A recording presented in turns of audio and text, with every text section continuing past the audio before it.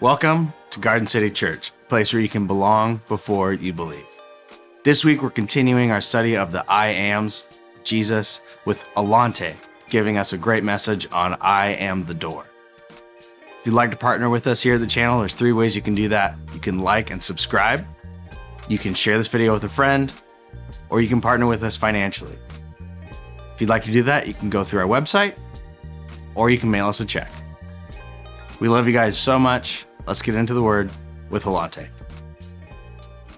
Hello, my name is Alante, and I'm so excited to continue our study of the I Ams. And this week, we see Jesus as the door. I am the door. In order for us to start in chapter 10, where I'll be teaching out of today, it's important for us to take a look back at chapter 9 and see how we got here. And I think this is going to be a great look for us to see the contrast of the Pharisees and Jesus. In chapter 9, we see Jesus bring a blind man to faith by restoring his sight. The restoration of the man's sight sparks a disagreement between the folks in town so much that the man was brought to the Pharisees. And the Pharisee asked one question many times: how? John 19, verse 15. So the Pharisees again asked him how had he received his sight. John 19, 16. Some of the Pharisees said, this man is not from God, for he does not keep the Sabbath. But others said, how can a man who is a sinner do such signs? And there was division among them. Verse 19, they asked his parents how. Verse 26, they asked the man again, how?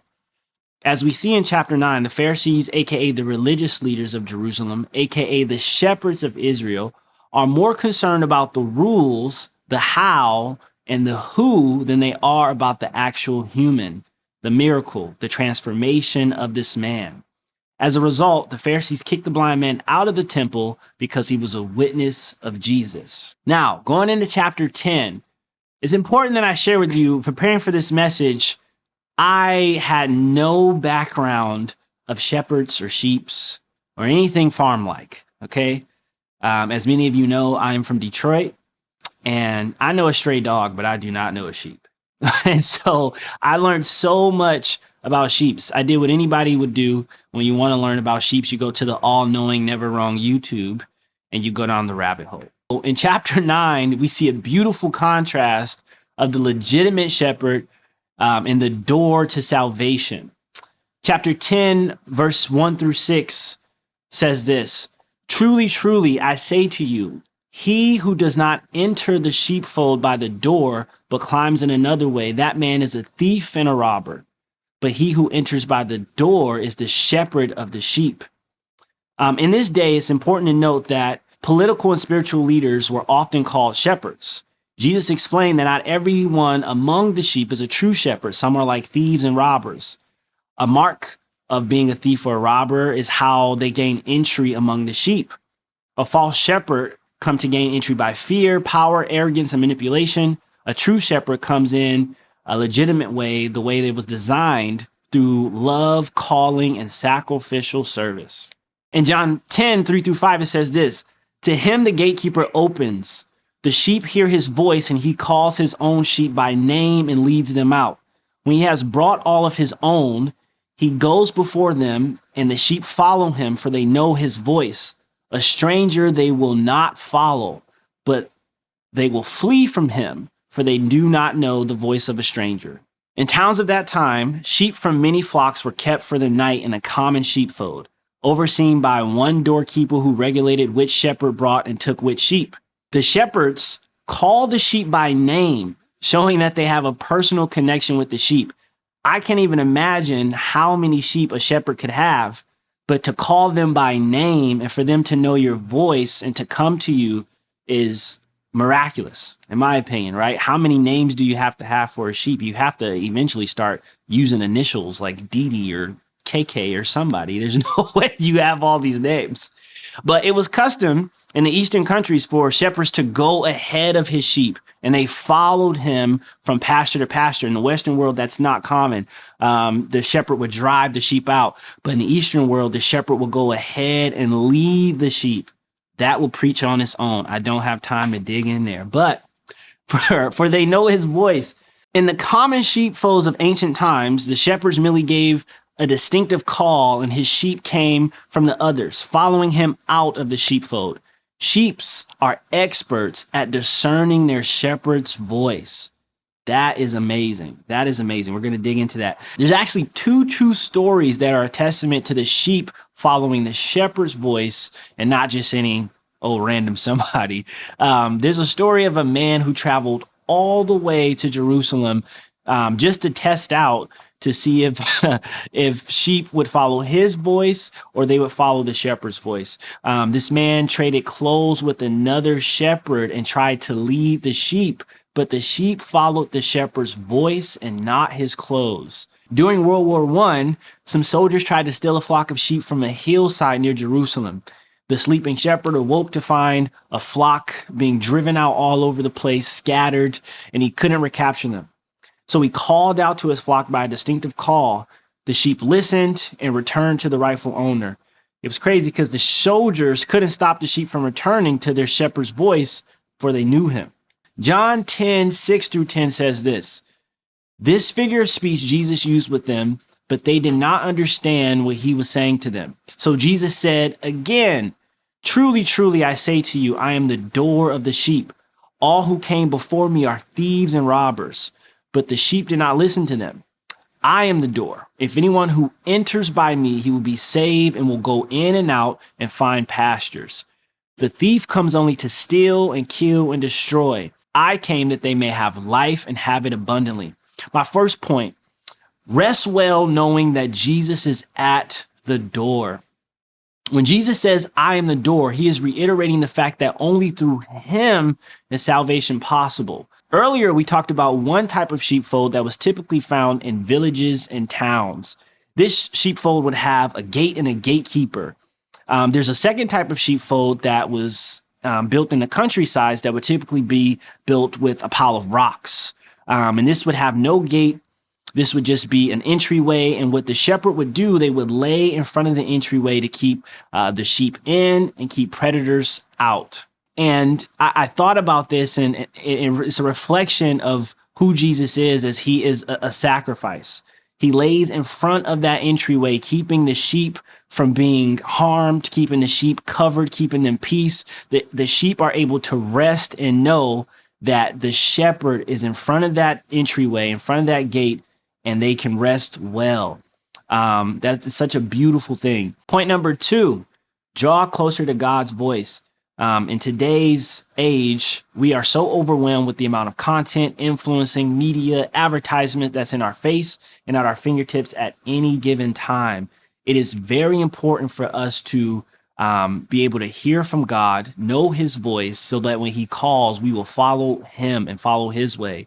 Practical ways to do this would be to be in communication and to be in relationship with God. Tap in and read in our Bible, being in prayer, being around other believers that can uplift you as well. God works through people. Know his voice, be able to minimize and distinguish what God is saying and what the enemy is saying. Point number 3, Jesus wants us to live an abundant life. An abundant life is not an easy or comfortable life. This is not a life about obtaining more stuff and living fat off the calf and all of that. An abundant life, I'm gonna be very clear here, an abundant life is a life of satisfaction and contentment in Jesus. It is very important for us to know that Jesus is where we find our peace, where we find our rest, and where we find our satisfaction and contentment. Ask yourself this question: would obtaining more money or would obtaining peace bring you satisfaction?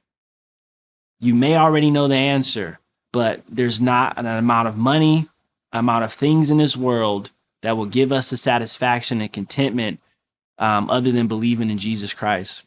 Recently, I have probably went through the toughest time of my life to date. In 2021, I lost my grandfather. We called him Pawpaw. And last month, I lost my grandmother. Transparently, I was at the lowest point of my life. Just even a couple days ago, preparing for this message, I felt that I felt an attack. I felt just in a super dark place, a really, really, really dark place. While in that dark place, I remembered that Jesus works through people. And just yesterday, I was reminded of how good God is and how much abundance he wants me to live in. It was the wildest day. I didn't share much with people of what I was going through at all. But first thing in the morning, my friend calls me and he says, "Hey man, I'm just thinking about you. I want to share a message with you. I want to pray for you. Can I do that before you get your day started?" Another text message comes through from my father-in-law, who just shares a message with me to uplift me, not even knowing what I'm going through, but it was right on point.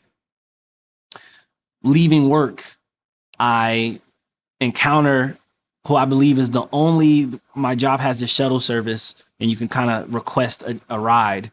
And I request a ride. You don't know who you're going to get.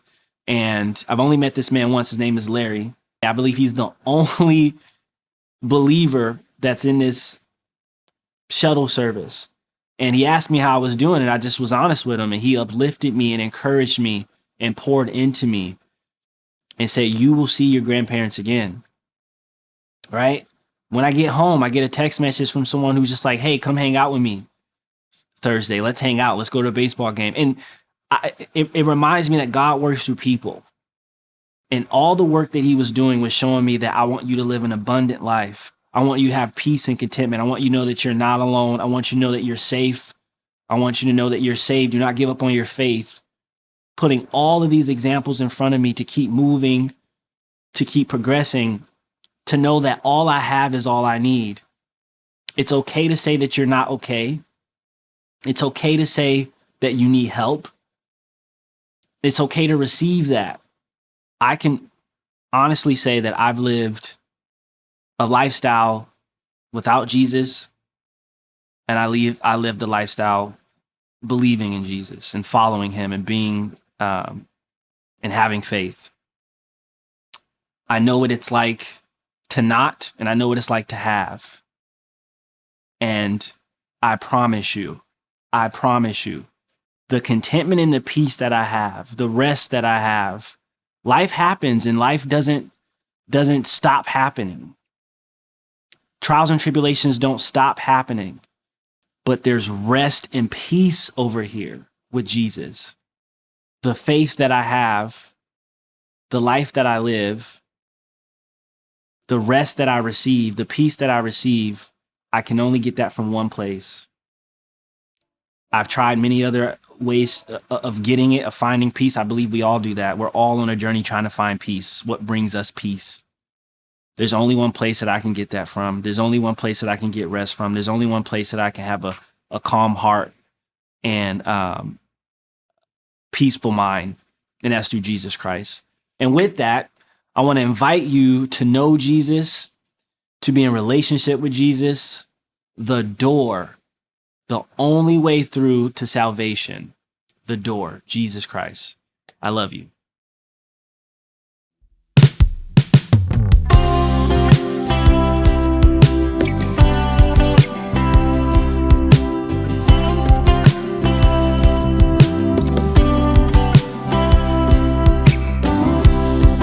Be still, my soul.